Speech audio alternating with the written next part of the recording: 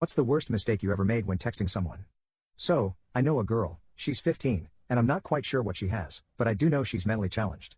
She's the sweetest little girl I know, heart of gold and extremely generous, and friendly.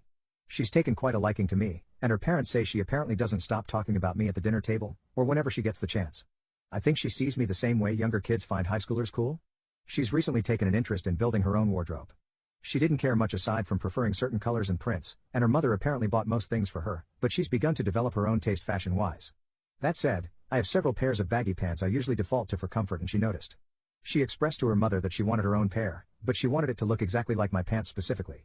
Now, baggy pants often have different looking fits depending on its dimensions and whoever's wearing them, and after hours of her mother taking her to different shops, they weren't able to find one that looked just like mine did, and fitted on her exactly like mine did.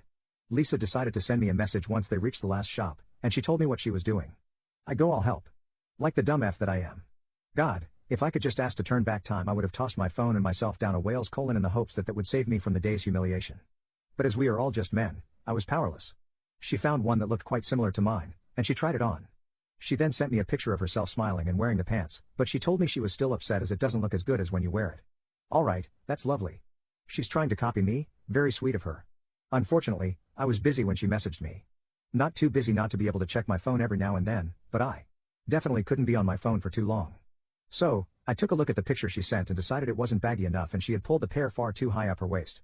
Again, I couldn't type for too long. I deliberately kept my responses short. I responded, bigger.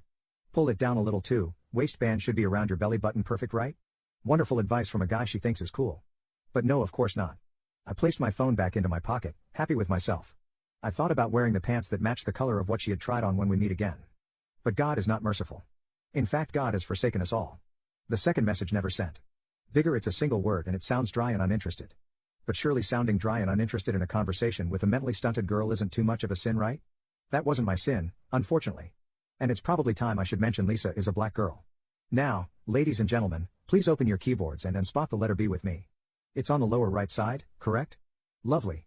How wonderful is it that the letter N is also on the lower right side? Why, the letters are right next to each other. Surely, there is not a word that could be sabotaged by that simple little mistake? Well, there is. So I called Lisa the N-word. Hard are perfectly spelled.